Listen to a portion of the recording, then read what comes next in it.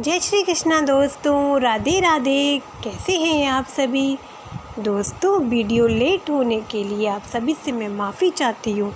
तबीयत ख़राब होने के कारण मैं कोई भी वीडियो अपलोड नहीं कर पाई। चलिए आज मैं आपको सुनाती हूँ एक बहुत बढ़िया अच्छी सी कहानी एक संत की। एक बार की बात है, एक संत जी थे। संत मतलब साधु वगैरह जो होते, तो वो एक पेड़ के नीचे तपस्या कर रहे थे।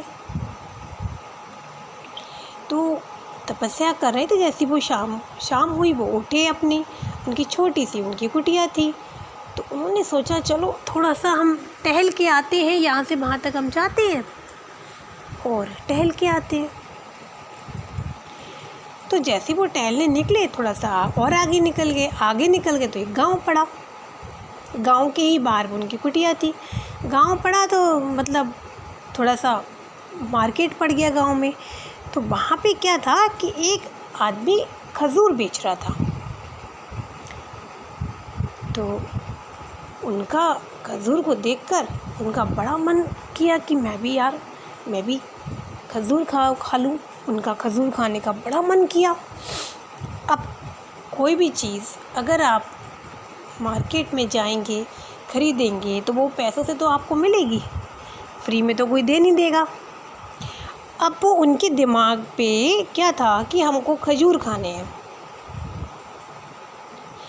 चलिए, अब जब खजूर खाने हैं तो पैसे भी चाहिए, और पैसे कैसे मिलेंगे?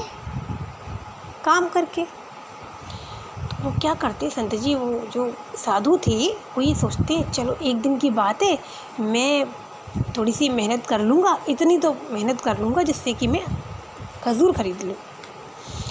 अब वो क्या करते हैं, सुबह सुबह रात भर उनको खजूर की सपने आ रहे कि मैं खजूर खा रहा हूँ, खजूर ले रहा हूँ। मतलब उनका दिमाग जो था मन में जो सिर्फ़ और सिर्फ खजूर था कि उनको सुबह काम करके पैसा इकट्ठा करके अगले दिन शाम तक उन्हें खजूर खाने थे। अब वो क्या करते हैं, अब वो सुबह उठते हैं, रात भर तो खजूर के चक्कर में बेचारे सो नहीं पाए। सुबह उठते हैं वो जंगल जाते हैं, जंगल में लकड़ियाँ काटते हैं, खूब बड़ी मेहनत करते हैं, बड़ा पसीना बहाते हैं भाई। चलिए लकड़ियाँ इकट्ठी कर ली।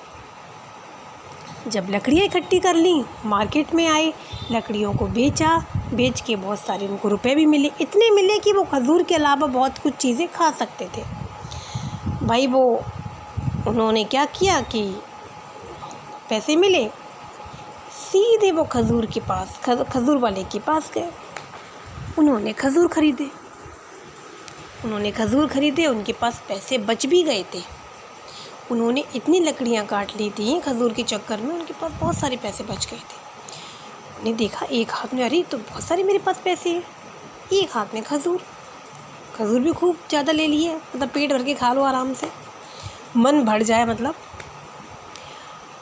फिर वो रास्ते में चलते चले आ रहे अपने कुटिया की तरफ, एक हाथ में खजूर एक हाथ में पैसे। फिर उनके मन में एक आवाज़ आई कि ये तू क्या कर रहा है? उनकी खुद की आवाज़ थी, आज तूने खजूर खाने के लिए इतनी मेहनत करी, सुबह रात भर तू कल सोया नहीं, और सुबह उठ के जंगल में लकड़ियाँ काटने निकल गए, और लकड़ियाँ काट के बेची भी, मेहनत भी करी, पसीना भी बहाया। किसके लिए? सिर्फ़ और सिर्फ खजूर के लिए इतनी मेहनत। मतलब उनके मन की ये आवाज़ थी कि तूने क्या किया? कहाँ तू भगवान की खोज में एक अलग कुटिया बना के रह रहा था है? जो तुझे खाना दे जाता था, या तू घर घर जाके मतलब भिक्षा मांग के जो भी मिल जाता था वो आराम से खा के सो जाता था, प्रभु भजन करता था, ध्यान संध्या करता था, ध्यान में लीन था अपने भगवान को पाने के लिए। और कहाँ तुमने आज इतनी मेहनत करके खजूर खाया है, मतलब खाया नहीं, खजूर खरीदा, खजूर के लिए इतनी मेहनत करी खाने के लिए। कल को तुम्हारा मन करेगा कि कल तुम रबड़ी खाओ, उसके लिए फिर तुम और लकड़ियाँ काट लोगे। परसों मन करेगा कि तुम सुंदर कन्या को देखोगे तुम्हारी उससे शादी हो जाए, फिर तुम्हारा मन भटकेगा। ये सारी आवाज़ें उन साधु के मन से निकल रही थी। तो भाई एक दिन करके तेरा मन करेगा कुछ और खाने का, शादी करने का, संसार बसाने का। तो इतने साल से जो तू वहाँ कर रहा था कुटिया में, वो क्या था? व्यर्थ हो गया सब।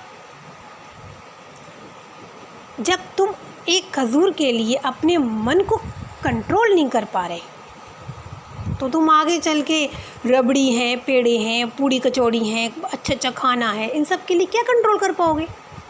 ये सारी आवाज़ें उस साधु के मन से निकल रही थी।